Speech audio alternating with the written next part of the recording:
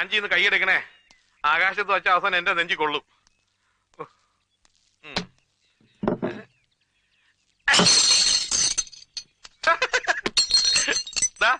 ഇത്രയേ ഉള്ളൂ കാര്യം. ഒരു കാലി കുപ്പി പോലും പൊട്ടിക്കാൻ അറിയാത്ത ഒരു പോലീസ് സൂപ്രണ്ടും പട്ടച്ചാരായം പൊട്ടിച്ച് നടക്കുന്ന ഒരു ഷാർപ്പ് ഷൂട്ടറും. അല്ല, ഇയാൾ ആരുവാ? ജസ്പാൽ റാണയുടെ മച്ചമ്പിയ. രണ്ടു കണ്ണും തുറന്നു പിടിച്ചാൽ തന്നെ ആടേതാ പൂട ഏതാണെന്ന് തിരിച്ചറിയാൻ മേലാത്ത ഇങ്ങേരാ ഇനി ഒറ്റ കണ്ണു വെച്ച് ഉന്നം പിടിക്കുന്നത്. ഈ ഷെട്ടി ചാടിപ്പോയ ചമ്മലിൽ ടെൻഷൻ അടിച്ചിരിക്കുന്ന നിങ്ങളിനി തോക്കല്ല ബീരം കൊണ്ട് വെടിവെച്ചാലും കുപ്പി പൊട്ടാൻ പോണില്ല. എന്റെ പണിക്കർ സാറേ, ഉണ്ട സർക്കാരിന്റെ ആണെങ്കിലും നമ്മുടേതാണെങ്കിലും വേസ്റ്റ് ചെയ്യരുത്. കോസ്റ്റ്ലിയാ. സാറ് ദൈവത്തെ ഓർത്ത് ഈ വെടിയൊന്ന് നിർത്ത്. താൻ നിർത്ത്. തന്നെ ഏൽപ്പിച്ച കാര്യം എന്തായി? ആ ചക്രവാണിയെയും അയാളുടെ ബാക്ക്ഗ്രൗണ്ട്സിനെ കുറിച്ചുള്ള ഫുൾ ഡീറ്റെയിൽസ് ഈ ഫയലിലുണ്ട്. എന്താടോ ഇത്? ഒരു രക്ഷയില്ല സാർ. ഒരുമാതിരി അഡ്രസ് ഉള്ള സകല നാടക കമ്പനികളിലും കയറി അന്വേഷിച്ചു. ചക്രവാണി എന്ന പേരുള്ള ഒരു ഡയറക്ടറെയോ റൈറ്ററെയോ നടനെയോ അവർക്ക് മുമ്പ് പരിചയമില്ല. ഒരൊറ്റ പബ്ലിഷിംഗ് കമ്പനി പോലും ഇയാളുടെ ഒരു വർക്കും മുമ്പ് പബ്ലിഷ് ചെയ്തിട്ടില്ല. ഈ അക്കാഡമി അവാർഡ് കിട്ടിയ ചക്രവാണിയുടെ ഒരു സാധനം TC ബുക്ക് റിലീസ് ചെയ്തിട്ടുണ്ട്. അതും 500 കാപ്പി. എന്തിനധികം? വിൽപ്പനയല്ലോ ഉദ്ദേശം. പോരല്ലോ ഗുരുമൂർത്തി. അങ്ങനെ 100% അനോണിമസ് ആയ ഒരു പാസ്റ്റ്, അത്തരം ഒരു ഭൂതകാലം ഈ ലോകത്ത് ഒരുത്തനും ഉണ്ടാവില്ല. തന്റെ അന്വേഷണത്തിൽ എവിടെയെങ്കിലും ഒരു മിസ്സിംഗ് ലിങ്ക് ഉണ്ടാവും. ഒന്ന് ചുഴിഞ്ഞ് ചിന്തിച്ചു നോക്കിയേ, എന്തെങ്കിലും വിഴുങ്ങിപ്പോയിട്ടുണ്ടോന്ന്.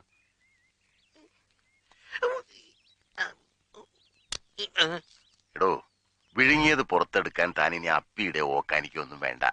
ഒന്ന് ആലോചിച്ച് നോക്കാനേ പറഞ്ഞോളൂ. കായംകുളത്ത് ഒരു ട്രൂപ്പിലെ കിളവൻ മാനേജർ പറഞ്ഞു, അന്നത്തെ അവരുടെ സൂപ്പർ സ്റ്റാർ ആയിരുന്ന മഞ്ചേരി മാധവിന്റെ ഒരു നടിയുണ്ട്, അവളെ ചക്രവാണി എന്നൊരു കത്തം വലിക്കാരെ അടിച്ചോണ്ട് പോയി. ആ ചക്രവാണി തന്നെയാണ് ഈ അവാർഡുകാരൻ ചക്രവാണി എന്നാ കിളവൻ പറയുന്നത്. അസൂയ വേണ്ടെന്താ? അസൂയാണെന്ന് എന്താ ഇത്ര ഉറപ്പ്? ഞാൻ അന്വേഷിച്ചു. മഞ്ചേരി മാധവി എന്നൊരു നടി ഇപ്പോഴും ഉണ്ട്. ചത്തിട്ടില്ല, ജീവിച്ചിരിപ്പുണ്ട്. പക്ഷെ പ്രേമിച്ചതും ഒളിച്ചോടിയതൊന്നും നമ്മുടെ ചക്രവാണിയുടെ കൂടെ അല്ല, ഒരു പാവം വെളിച്ചപ്പാടന്റെ കൂടെ, അയ്യപ്പൻ. താൻ ഈ മാധവിയെ നേരിൽ കണ്ടോ? ഇത്രയും ഡീറ്റെയിൽസ് കിട്ടിയ സ്ഥിതിക്ക് അതിന്റെ ആവശ്യമില്ലല്ലോ. ആവശ്യമുണ്ട്. മാധവിൻ തന്നെയായിരുന്നു പേര്. അത് പണ്ട്. ഇപ്പൊ ഞാൻ മറിയാണ്. ഒരു വെളിച്ചപ്പാടന്റെ ഭാര്യയായിരുന്ന നിങ്ങളുടെ ഈ മതം മാറ്റം നിങ്ങളുടെ ഭർത്താവിന്റെ സമുദായത്തിന് എങ്ങനെ അംഗീകരിക്കാൻ കഴിയും? ഒരുത്തന്റെ അംഗീകാരം എനിക്ക് വേണ്ട സാറേ. ഈ കത്തനാരച്ചന്മാരും കൊള്ളാം, കന്യാസ്ത്രീ മഠവും കൊള്ളാം. ഒരു ദേവീക്ഷേത്രത്തിലെ വെളിച്ചപ്പാട് അസുഖം വന്ന് വീണൂന്ന് കേട്ടപ്പോഴേ അവന്മാര് ചാടി വീണു. അയാളുടെ ഭാര്യയെ തന്നെ തൂക്കിയെടുത്തോണ്ട് പോയി മതവും മാറ്റി പേരും മാറ്റി കഴുത്തേലൊരു കുരിശു ഇട്ടു വന്നു.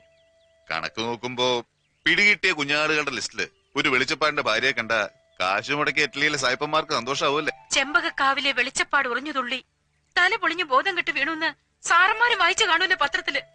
ദേ തോന്നി അയാളുടെ കുടുംബത്തിന് ഒരു 500 രൂപ അയച്ചു തരാഞ്ഞത് എന്താരും. ഒരുത്തരും ഒന്നും തന്നില്ല. വെളിച്ചപ്പാട് വെളിച്ചപ്പെട്ടില്ലെങ്കിലും സാരമില്ല, അന്തിമയക്കത്തിന് മാധവി ചേച്ചി ഒന്ന് വെളിപ്പെട്ടാൽ നിത്യചെലവിന് മുട്ടുവരില്ലെന്ന് അവിടെയുള്ള ചില വലിയ മുഴുത്തോമാര് വിളിച്ചു പറഞ്ഞു.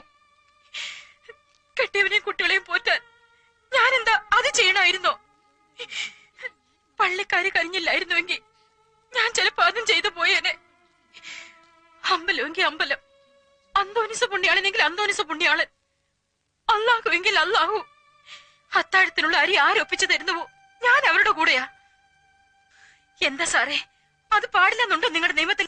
മതി മതി, ആ വിഷയം നമുക്ക് വിടാം. ഞങ്ങൾക്കറിയേണ്ടത് അവനെ കുറിച്ച് മാത്രമാണ്.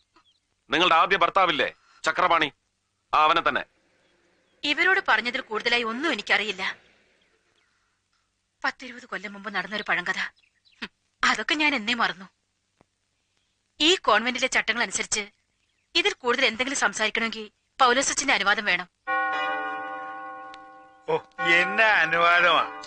ഈ കോൺവെന്റ് എന്നൊക്കെ പറയുന്നത് പെണ്ണുങ്ങൾ ഒറ്റയ്ക്ക് താമസിക്കുന്ന സ്ഥലമല്ലേ? നിയന്ത്രണത്തിന് വേണ്ടി ഒരു ചട്ടം, അത്ര തന്നെ. ആ ചക്രപാണിയെ കുറിച്ച് ഈ പറഞ്ഞതിൽ കൂടുതലൊന്നും അവൾക്കും അറിയാമെന്ന് എനിക്ക് തോന്നുന്നില്ല. സാറിന് ആവശ്യമുണ്ടെങ്കിൽ അവളെ കൂടുതൽ ചോദ്യം ചെയ്യുന്നതിന് ഞാനൊരു തടസ്സമല്ല. അനുവാദം തന്നിരിക്കുന്നു. എന്താ? ഓ അച്ചോ, ആ മേസ്തിരി എന്താടോ? ആ മേസ്തിരി ഇതുവരെ വന്നില്ല. ഓ, അപ്പൊ ലേ തിന്നു ഓടത്തില്ല എന്ന് സാരം. ആ ചെട്ടിയാരോട് ഞാൻ എന്നാ പറയൂ എന്റെ കർത്താവേ.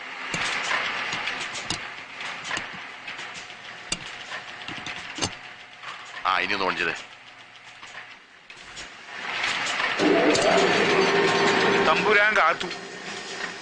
വലിയ ഉപകാരമായിപ്പോയി കേട്ടോ പണിക്കർ സാറ്. നക്ഷത്രക്കാലം എണ്ണി നിൽക്കാതെ ഞാൻ വിഷയത്തേക്ക് നോക്കണ. ചവിട്ടി ഓടിച്ചു നാളെ ഓടി വന്നാലേ നന്നാക്കി തരാൻ പണിക്കർ സാറിനെ കിട്ടത്തില്ല, മനസ്സിലായോ? പോലീസിൽ ചേരുന്നതിന് മുമ്പ് മെക്കാനിക്കലായിരുന്നു ഇല്ലയോ? ഓ, അതിന് പോലീസിൽ കയറിയിട്ടും വലിയ വിശേഷമൊന്നുമില്ല. അവിടെ ഇതൊക്കെ തന്നെ പണി. അത് പറ, അങ്ങനെ വരട്ടെ. അതല്ലേ ഇത്ര വലിയ കൈത്തഴക്കം.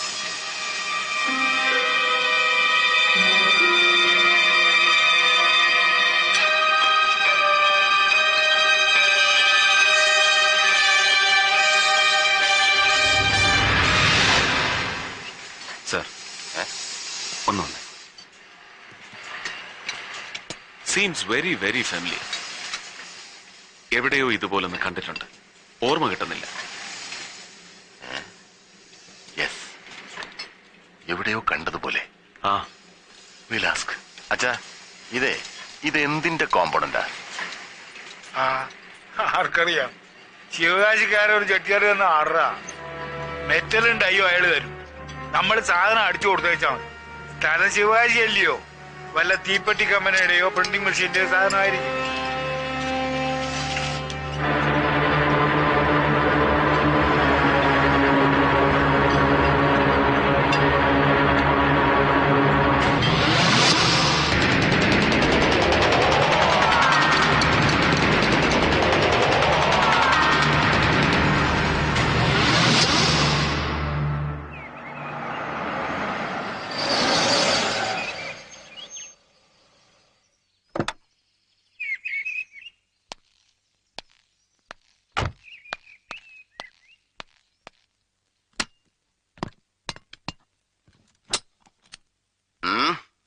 AK-47 Anton Kalashnikov 47.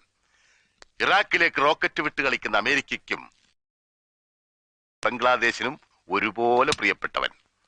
ഈ സെമി ഓട്ടോമാറ്റിക് റൈഫിളോ ഇതിന്റെ യൂറോ അമേരിക്കൻ ഇമിറ്റേഷൻസോ ഉപയോഗിക്കാത്ത ഒരു മിലിറ്ററി ഫോഴ്സുമില്ല ലോകത്ത്, ഇന്ത്യ അടക്കം.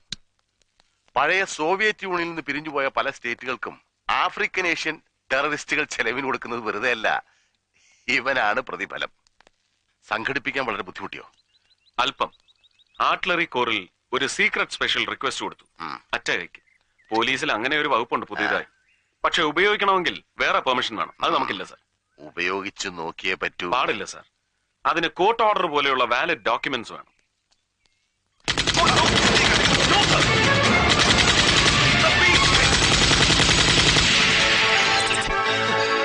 എന്ത് ഭ്രാന്താണ് ഈ കാണിച്ചത്? Are you really mad? ഇത് വട്ട് തന്നെയാ. വട്ട് തന്നെയാ. പക്ഷേ അത് ആർക്കൊക്കെയാണ്, ഏതിനൊക്കെയാണ്, എങ്ങനെയൊക്കെയാണെന്ന് അറിയണമെങ്കിൽ I have to use an AK-47. See the firing perfection. ഇത് ഒറിജിനൽ തന്നെയാ. Now I have to dismantle this gun. ഇത് അഴിച്ചു പറിച്ചതിന്റെ ആക്കോ ആണിയൊക്കെ ഒന്ന് ഇളക്കി പരിശോധിക്കണം.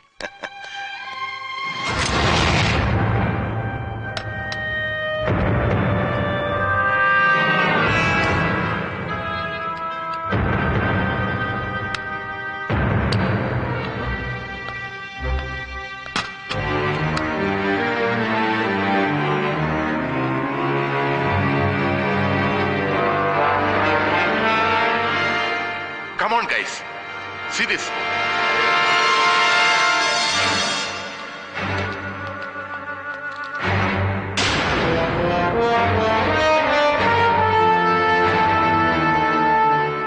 Come on. Use your brains. ഓർമ്മയില്ല? സൂക്ഷിച്ചു നോക്ക്. ഒരവനും ഓർമ്മയില്ല? മനസ്സിലായില്ല? Come on. ബുദ്ധി ഉപയോഗിക്കുക. Come on. എടാ മരത്തലയന്മാരെ, തലച്ചോറില്ല ഒരുവനും. കണ്ടിട്ടില്ല ഇതിനു മുമ്പ്? Please use your brain.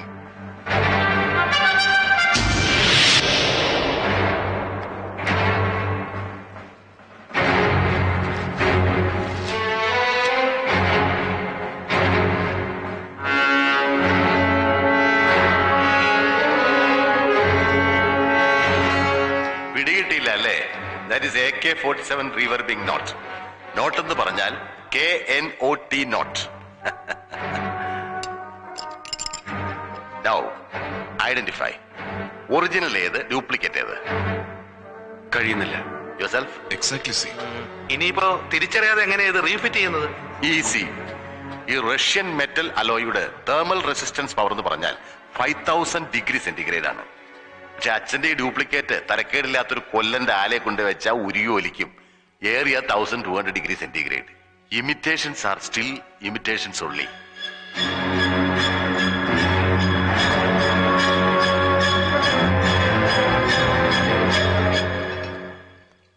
ഇതിപ്പോ വന്ന് ഷെട്ടിയൊന്നും ഒരു ടാർഗറ്റേ അല്ലാതെ അവൻ വെറും ഫോർത്ത് റേറ്റ് ക്രൂക്ക്. വിശ്വസിക്കാൻ കഴിയുന്നില്ല.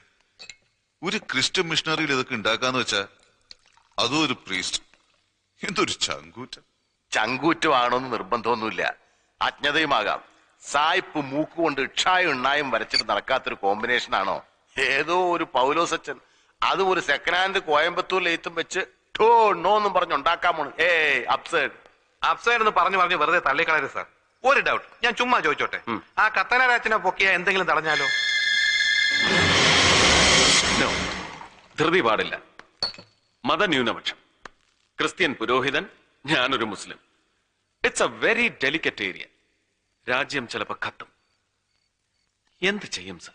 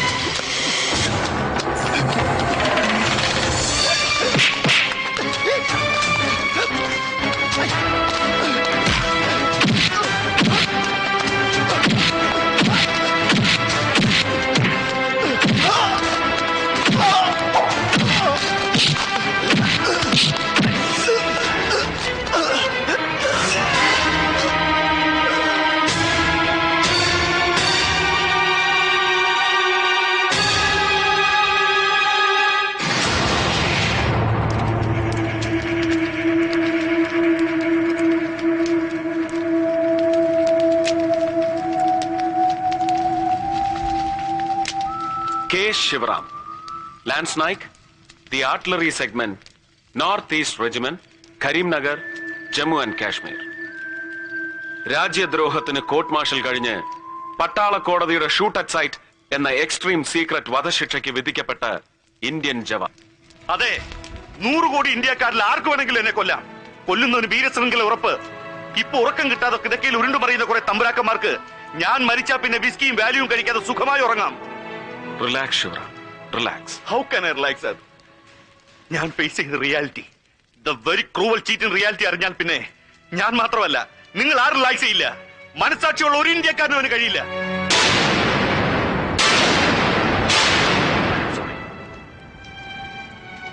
I am sorry sir.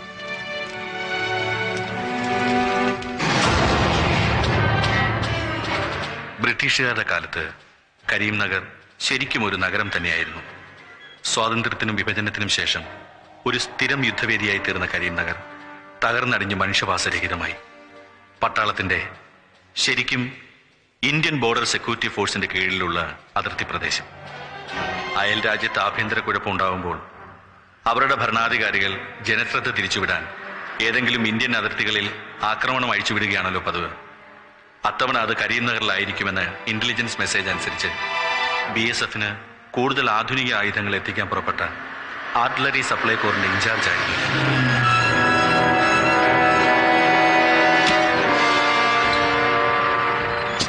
ദൂരെ മറ്റു ചില ഇന്ത്യൻ ആർമി വെഹിക്കിൾസ് കണ്ട് എനിക്ക് സംശയമായി.